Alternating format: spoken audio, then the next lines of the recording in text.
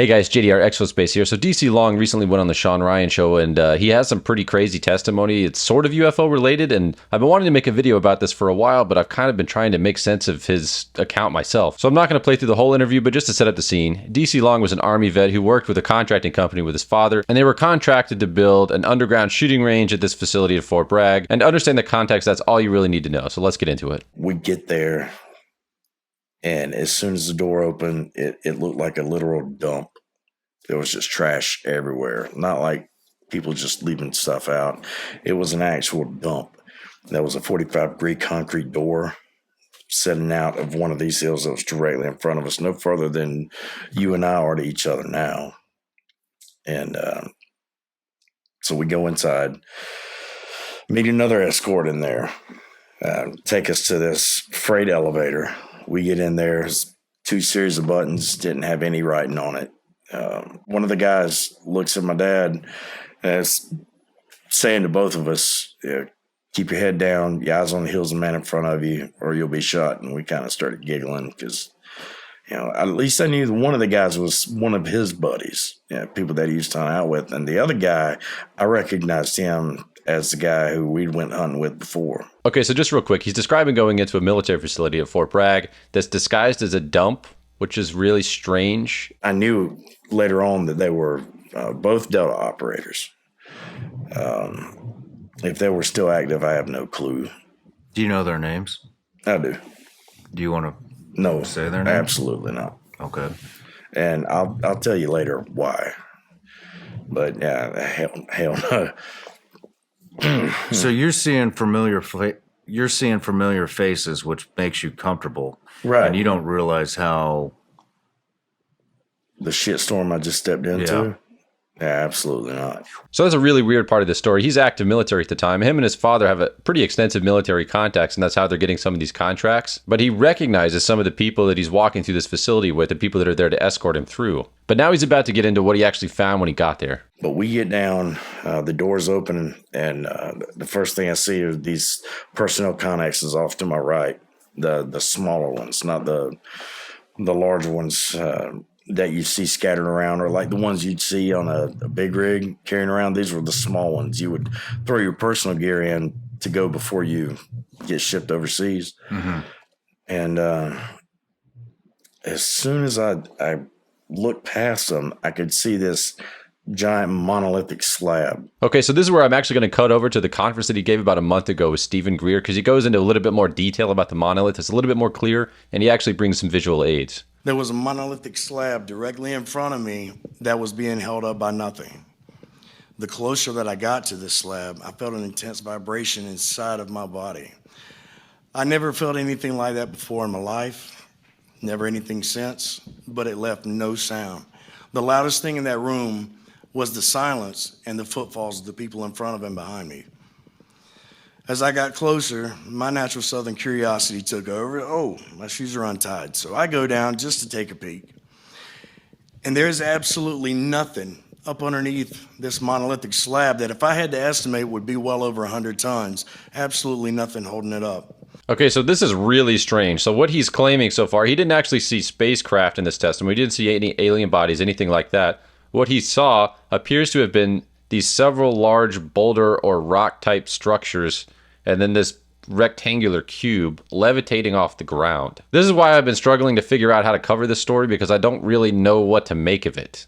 You can see by the picture, there's another boulder directly behind it. It was flat on the ground. There were two other people beside it. I could only see heels and feet. To the right, you could see what looked like a boulder. And all three of these that I could tell had this box on top that was black with spires that came off, and I couldn't tell where it was connected, but it obviously had something to do with the levitation. The one to the right was being spun by the personnel that you could see in the picture. At this point, from my knees, the escort kneed me in the back, said, "Let's go." We follow on, go downstairs to our appointed place to take measurements for an underground firing facility for a live fire range. It sounds very similar to what Bob Lazar was talking about when he claims to have worked at Los Alamos in the 80s, where he's talking about this gravity manipulation. It sounds like they're at a pretty preliminary stage of this, but oddly enough, Michael Herrera's event was right around the same time. What he claims to have seen was this sort of typical flying disc-shaped flying saucer UFO that was fully operational, whereas DC Long is just describing some floating rocks. When it was all said and done, less than 15, 20 minutes later, we make our way back to the surface through the same hangar that we had noticed the monolithic slabs and the boulders. And there was absolutely nothing there. There was no noise for anyone taking anything out. It was one flight down to our appointed place, but you could still hear that there was nothing going on in the facility that we were in. We make our way out. We get back in the van, and they take us back to 18th Airborne Headquarters so we can retrieve our telephones, our IDs. Something was said to my father, and they retrieved all of the notes that were taken. Everything that he had that he recorded from whenever we were downstairs, they took it from him. I didn't think much of it. I go back upstairs, help him wrap up in the G5 war room. And it was at that time there was a gentleman sitting at the desk. Everyone was cleared out. And he had two pieces of paper. Said, I need you to sign this NDA. Absolutely not.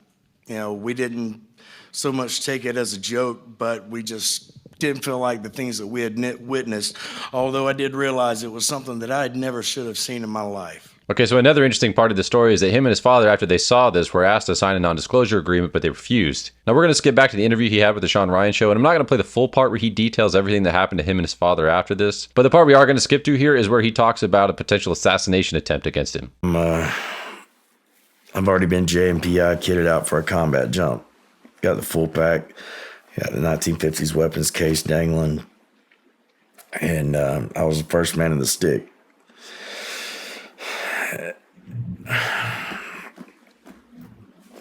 They gave us, told us the 30-second sign. We're all hooked up and ready to go. The jump master's got his arm up, getting ready to hit me in the back. And then we see shuffling, and I'm only one of 12 guys that I jump with every time. It never deviated, no change. That was my team. It didn't matter if it was CONUS, OCONUS. Those were my guys, only 12. And a guy from the back shuffles his way to the front, and it's one of the escorts. So he's talking about one of the escorts that escorted him through the facility early on at the beginning of the story. One of these kind of shadowy guys that was escorting him and his father through this facility where he claims to have seen these floating structures. This guy's on the plane where he's doing a routine jump, and the way DC's telling it is that he's not really supposed to be there. It just didn't connect with me. It just... I just gave him a, hey, how you doing? And he just winked at me. As soon as that jump master's arm came up and the green light's getting ready to go off, no sooner than it hit and I felt his arm coming down, I feel something slap me on the side of the face, and it was a static line. And that man took off out of the aircraft. And when he did, it snapped my neck. And it pulled me out upside down, deployed my combat gear. Long story short, at a complete oscillation, and I just smacked the ground, and I woke up a month later. Career's over. So I'm not active military. I've never done any jumps, so I can't really dissect whether or not that part of the story makes sense. If any of you are active military, please chime in the comments. I don't know enough about parachuting to know if a slack line could catch you the way that he's describing and cause you to spin through the air. And again, this goes back to why I've taken such a long time covering this story. It's really a strange story and doesn't detail some of the things I usually talk about, but he's on the same stage with Stephen Greer and Michael Herrera and this other dude, Eric Hecker. So I feel like I've got to talk about this and see where it fits in with the broader picture. When my father died, not even a week after I buried that man, I'm at our new house at the beach. Nobody knew I'd been there. I hadn't even changed my driver's license over. I hadn't even told the VA that's where I'm living. Not even a week after that man was buried, I get a knock at the door. It's that same guy who cut me out of the door.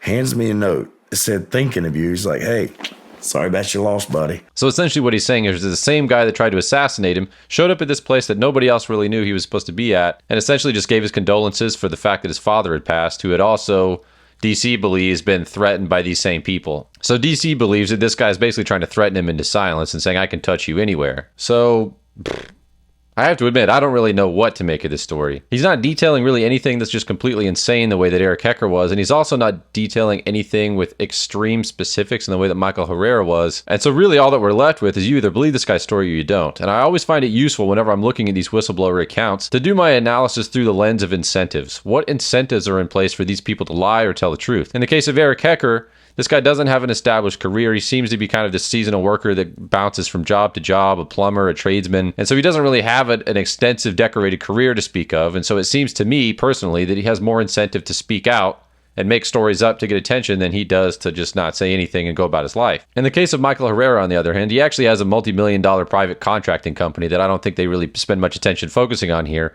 but he has a lot to lose. If you assume that he has this private contracting company and some of those contracts come from his extensive military contacts, maybe some of those clients wouldn't be so happy with him coming on the same stage as Stephen Greer and talking about aliens and UFOs. So you think in Michael Herrera's case, most of the incentives that are in place are actually for him to stay quiet instead of coming forward with a story like this. So it leads me to believe Michael Herrera a little bit more.